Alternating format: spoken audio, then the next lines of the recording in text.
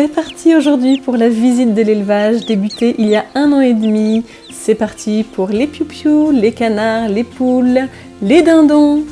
Allez, je vous emmène.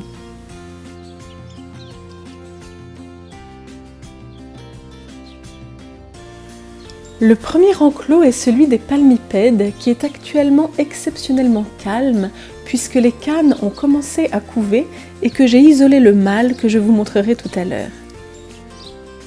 Nous y verrons aussi une oie et son jarre. Ici, une cane s'est trouvé un abri pour couver.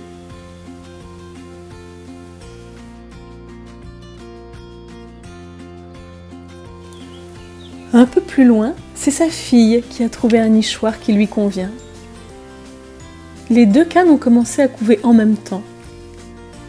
Autour des nichoirs, des grillages pour les protéger des oies qui viennent les déranger et les sortir du nid.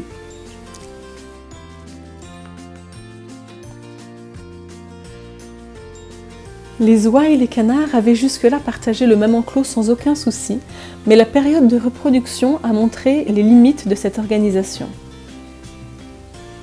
D'abord, c'est le canard qui a commencé à cocher l'oie. Quelle idée de se prendre pour un jarre! Évidemment, cela a stressé l'oie, a stressé le jarre, et il a fallu que je les isole. Et puis ensuite, ce sont les oies qui ont embêté les canes qui voulaient couver. Il a donc fallu que je mette des grillages. On s'adapte.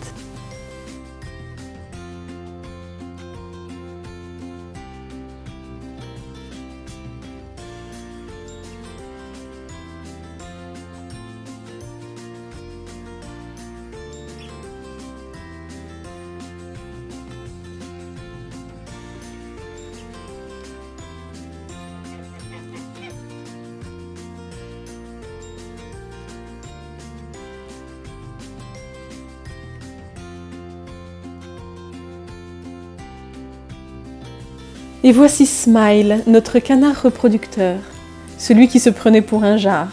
Maintenant que ces 2 canes sont en couvaison, je l'ai isolé dans un autre enclos. L'oie peut enfin être soulagée.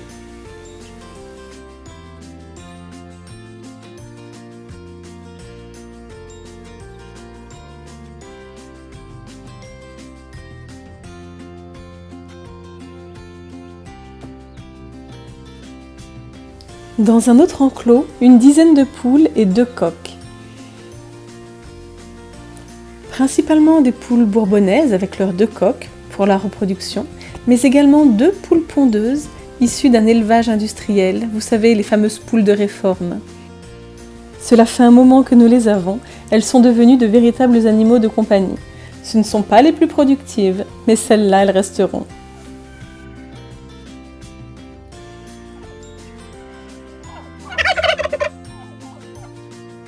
L'enclos des dindons, un mâle et ses 3 femelles.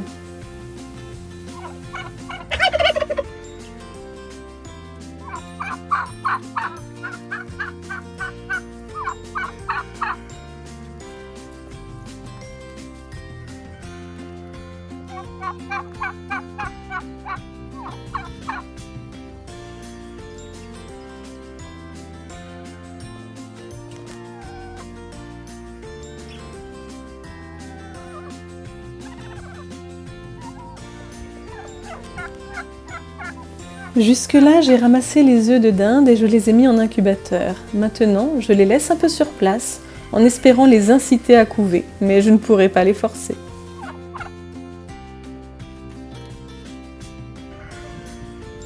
De mois en mois, j'améliore mon organisation pour emmener l'eau et l'électricité aux différents enclos. Ici, la volière pour les futurs poussins.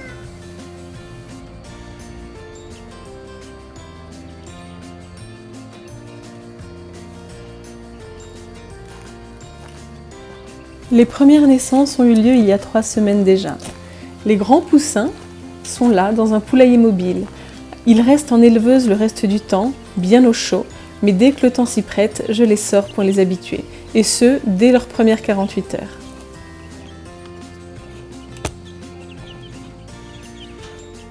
Et voilà l'unique dindono de la première série, il a 1 semaine.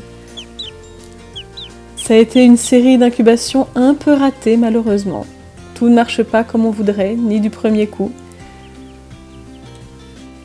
Les dindonneaux sont réputés pour être très mignons, mais pas très futés.